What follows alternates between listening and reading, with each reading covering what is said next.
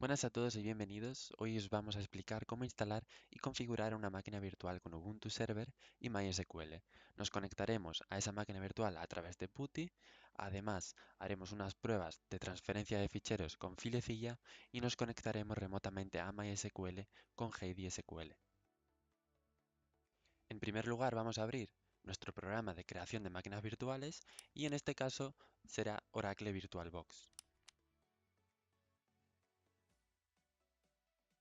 Le damos a añadir una nueva máquina virtual. Le ponemos un nombre, en mi caso Ubuntu Server, y elegimos el directorio donde se va a alojar nuestra máquina.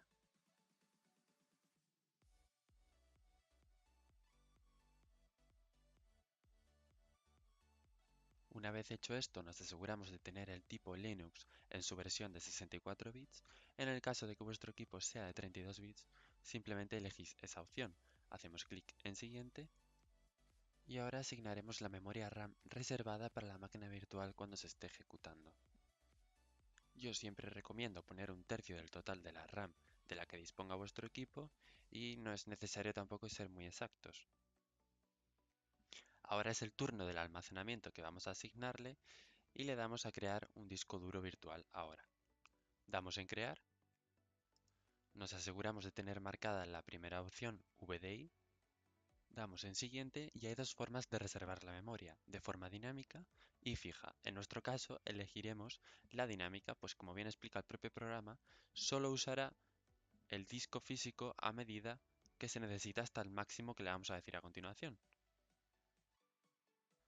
En mi caso le voy a asignar 50 gigas, aunque ya sabéis que es de forma dinámica y no va a ocupar ese tamaño si no lo necesita. Le damos a crear,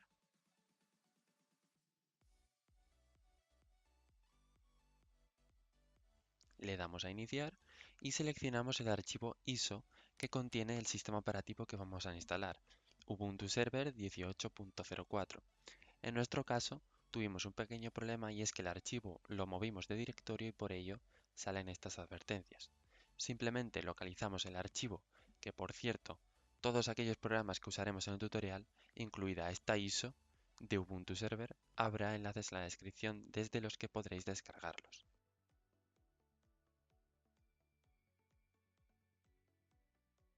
Le damos a iniciar y esperamos el tiempo que sea necesario.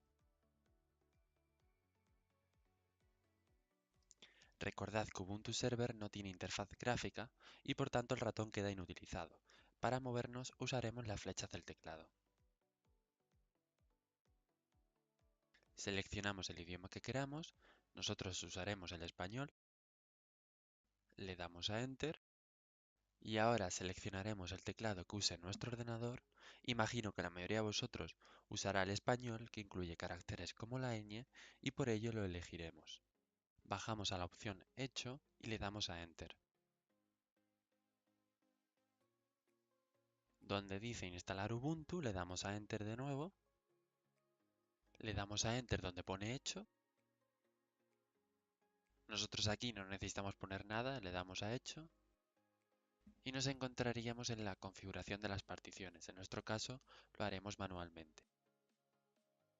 Añadiremos dos particiones que serán la partición para el área de swap y la partición donde se alojarán todos los archivos del sistema operativo y todos aquellos que creemos, es decir, todo lo que esté contenido en el directorio raíz y que se representa con una barra.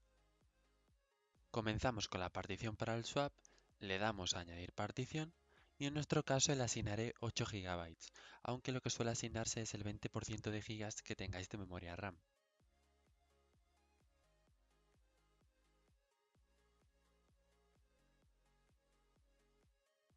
Añadimos otra partición para el directorio raíz y le pondremos el resto de los 50 gigas. Le damos a Hecho y a Continuar. Ahora simplemente rellenaremos los distintos apartados como el nombre, el usuario y la contraseña.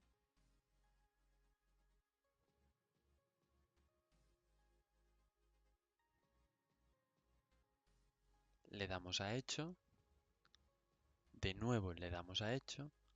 Y para no recorrer todas estas filas, recomiendo usar la tecla tabulador que saltaría directamente al final.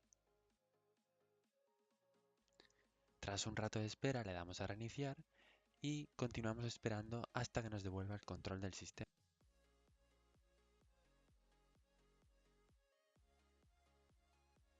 Una vez devuelto el control del sistema, iniciaremos sesión con el usuario que hemos creado y su contraseña. En mi caso el usuario es usuario y lo que haremos a continuación será actualizar los repositorios del sistema operativo con el comando sudo apt-get update. Los repositorios en Linux son grandes bancos de datos o servidores que alojan las aplicaciones que tu sistema puede necesitar, además de las actualizaciones que vayan saliendo de esas aplicaciones. Cuando usamos el comando sudo nos permite ejecutar el siguiente comando de forma privilegiada y con los suficientes permisos para ejecutarlo, y para ello nos pide la contraseña del usuario. Introducimos la contraseña y esperamos a que terminen de actualizarse los repositorios.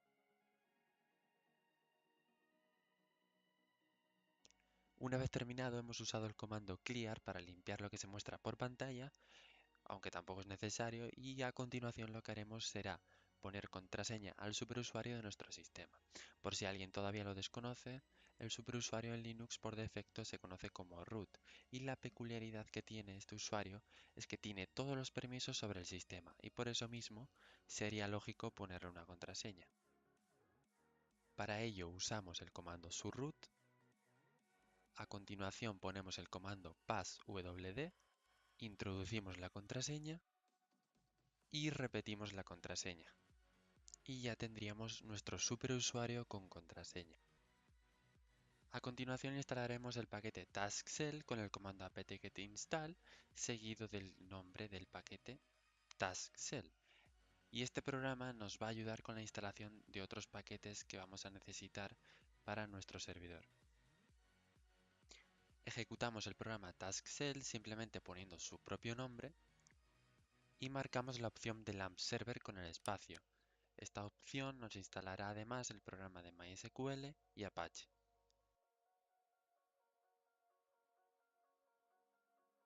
Con el tabulador le damos a OK y esperamos a que se complete la instalación.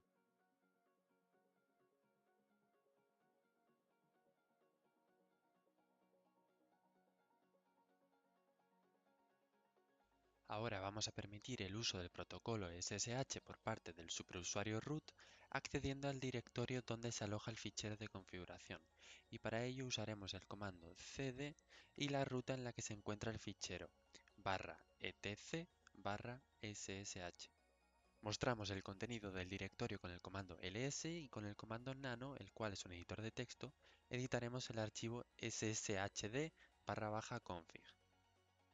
Para activar el protocolo para el superusuario, descomentaremos la línea permit root login y donde pone prohibit password pondremos yes. Guardamos los cambios del archivo pulsando control+O y salimos de él pulsando control+X. Usamos el comando ifconfig para ver la IP que tiene asignada en nuestra máquina virtual, y como podéis ver no es la IP que nos interesaría tener, por ello vamos a apagar la máquina virtual con el comando shutdown now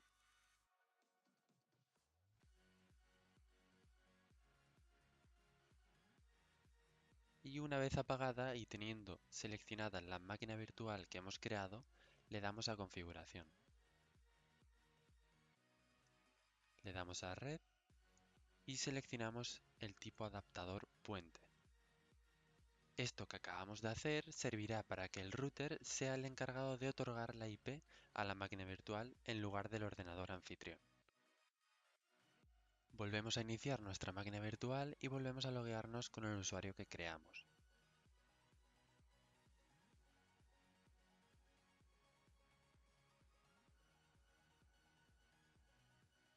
De nuevo ponemos el comando ifconfig y como podéis ver esta es la IP que le ha otorgado el router. En nuestro caso el router ya le ha asignado la IP de forma estática con el protocolo de HCP, que se encarga de asignar IPs dinámicas a los equipos que se conecten a la red. Esto quiere decir que si queremos que la IP no cambie cada vez que reiniciamos nuestra máquina, tenemos que indicárselo manualmente al router. Y para ello os he dejado otro tutorial de cómo hacerlo en la descripción del vídeo y hecho por mí mismo. A continuación vamos a iniciar el programa PuTTY para conectarnos remotamente a la máquina virtual. Para ello introducimos la IP de la máquina, que en nuestro caso es 192.168.1.49, puerto 22, y a través del protocolo SSH. Imaginaos que tuviéramos una IP dinámica, es decir, una IP que vaya cambiando cada vez que reiniciamos la máquina virtual, en cuyo caso, cada vez que quisiéramos conectarnos remotamente con el PuTTY o cualquier otro servicio, tendríamos que consultar la IP de la máquina con el comando ifconfig. Le damos a Enter, le damos a que sí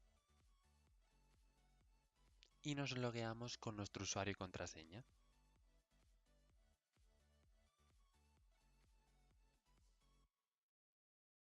Como podéis ver, tenemos una línea remota de comandos de nuestra máquina virtual completamente funcional.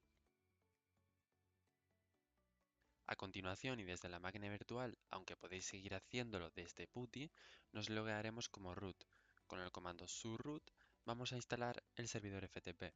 En nuestro caso, el programa que usaremos como servidor FTP será pureFTP y lo instalaremos con el comando apt-get install. Ahora vamos a tratar de transferir ficheros a la máquina virtual desde Filecilla, lo abrimos y donde pone servidor ponemos la IP de la máquina virtual, en nuestro caso 192.168.1.49. En el nombre de usuario pondremos el que hemos creado para nuestro servidor Ubuntu, en mi caso usuario, y su respectiva contraseña. En el puerto ponéis el 21 y clicamos en conexión rápida. Le damos a aceptar e inmediatamente nos sitúa en el directorio en el que está alojado nuestro usuario. Aunque, como podéis ver, podemos acceder a absolutamente todos los ficheros y directorios superiores. Existen formas de enjaular al usuario para evitar esta situación e incluso crear usuarios únicamente para el protocolo FTP, sin necesidad de usar los de Linux. Pero lo dejaremos para otra ocasión. Vamos de vuelta al directorio donde se aloja el usuario y probaremos a transferir un archivo. La primera forma sería simplemente arrastrando el archivo,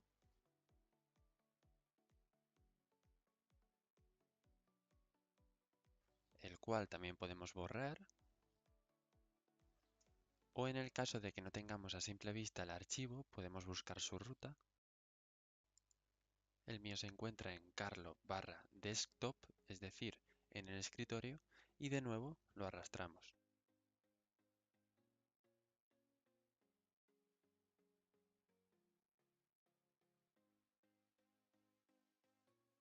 Para comprobar que ha tenido éxito, vamos a ir a nuestra máquina virtual y nos situaremos en el directorio donde se aloja el usuario con el comando cd/home. Con el comando ls mostramos los usuarios existentes y para acceder al nuestro usaremos el comando cd usuario. Mostramos los directorios y archivos de nuevo con el comando ls y "-l" para mostrar información adicional, y como podéis ver aquí se encuentra el fichero que transferimos con el filecilla. A continuación configuraremos el servicio de MySQL de forma segura con el comando mysql /secure/installation. Nos pregunta el nivel de encriptación que tendrá la contraseña. Yo le indicaré la más baja, es decir, un 0, ya que esta máquina tan solo va a ser utilizada para el tutorial. Introducimos la contraseña que queramos.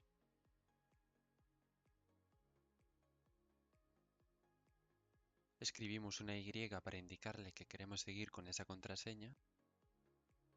Removemos los usuarios anónimos introduciendo de nuevo una Y.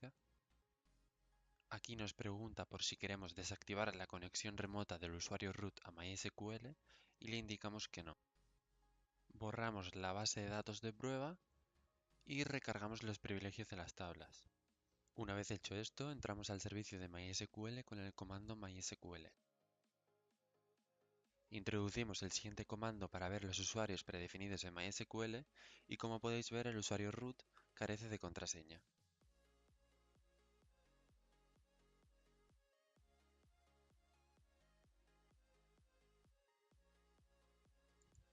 Para cambiar la contraseña al root introducimos el siguiente comando y donde pone MySQL Native Password by, entre comillas simples, ponéis la contraseña que queráis asignarle al root. Una vez hecho esto, recargamos los privilegios con el comando flush privileges. Probamos el funcionamiento del root simplemente saliendo del servicio MySQL con el comando exit y para probarlo entraremos a MySQL con el usuario root escribiendo MySQL-u root-p. "-u" indica el usuario con el cual vamos a acceder al servicio de MySQL y "-p" hará que la contraseña que nos pida esté de forma no visible. Ahora vamos a crear otro usuario root, pero que pueda conectarse de forma remota desde cualquier ordenador a nuestra base de datos. Para ello utilizaremos el comando createUser. Donde pone localhost pondremos el símbolo de porcentaje y donde pone SAMI pondremos root. En cuanto a la contraseña podéis poner la que queráis, en mi caso dejaré password. Usamos el mismo comando que antes para ver los usuarios de MySQL y como podéis ver hay dos usuarios root, uno para conectarse de forma local y otro para conectarse de forma remota. A continuación instalaremos phpMyAdmin. Lo primero, nos salimos de MySQL con el comando exit y con el comando apt-get install phpMyAdmin lo instalamos.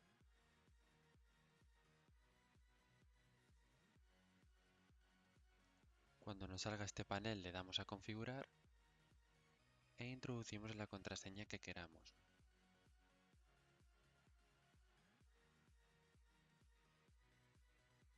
Marcamos la opción de Apache 2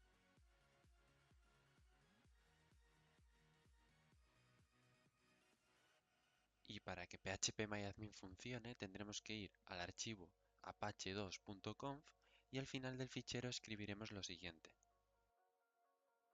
include espacio barra etc barra phpMyAdmin barra apache.conf. Pulsamos Control O para guardar el archivo y Control X para salir. Reseteamos el servicio de Apache con el siguiente comando y ya tendríamos phpMyAdmin funcionando. Nos vamos al navegador y escribimos la IP de la máquina seguido de barra phpMyAdmin. Nos pedirá usuario y contraseña, introducimos el usuario root y la contraseña que le pusimos, le damos a Enter y ya estamos dentro. A continuación nos vamos a la consola y vamos a cambiar un parámetro de configuración que nos permitirá la conexión remota a MySQL desde Windows usando el programa HeidiSQL. Colocamos el comando cd espacio barra etc barra MySQL y buscaremos un archivo de configuración. Dependiendo de la versión de Ubuntu, este archivo puede cambiar de directorio e incluso de nombre. Por esto mismo me puse a buscarlo pasando uno por todos los archivos. En mi caso, ese archivo que os comentaba se llama mysqld.cnf dentro del directorio mysql.conf.d. Entramos en él con el editor de texto nano y bajamos hasta la línea que pone bin address.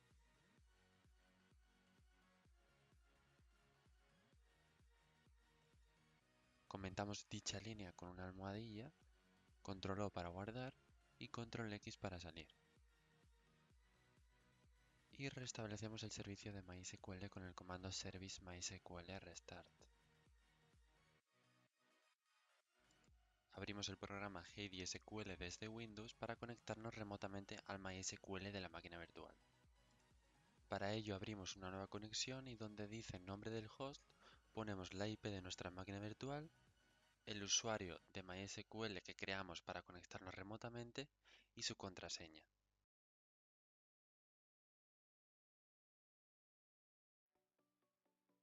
Ahora nos vamos a la máquina virtual y accedemos a MySQL con el usuario root de forma local y usando el comando mysql-u root-p. Mostramos las bases de datos con el comando showDatabases y un punto y coma que indica el final de la sentencia, y como podemos comprobar, las bases de datos que se muestran en HeidiSQL no son las mismas que en la máquina virtual. Esto se debe a que nos hemos conectado a HeidiSQL con el usuario root de forma remota. Dicho usuario no tiene privilegios sobre las bases de datos, por ello vamos a ponérselas con el comando grant all privileges dentro de MySQL. Cambiamos database name por un asterisco, lo cual indicaría que le otorgaríamos el privilegio sobre todas las bases de datos y en todas las tablas. Donde pone username ponemos el usuario root, ya que es el que queremos modificar, y recordad que el porcentaje indicaría que es un usuario que se puede conectar desde cualquier equipo a nuestra base de datos. Reseteamos el servicio de MySQL desde la línea de comandos de la máquina virtual y accedemos de nuevo a HDSQL con los mismos parámetros que antes.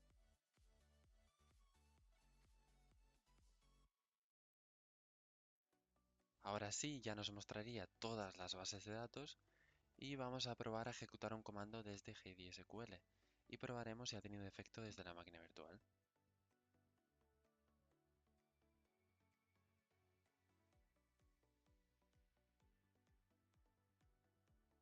Desde HDSQL hemos creado la base de datos prueba y vemos que está reflejada a su vez en la máquina virtual. Refrescamos HDSQL y también la veríamos por aquí. Nada más, hasta aquí el vídeo de hoy. Espero que os haya sido de ayuda y un like se agradece y hasta la próxima.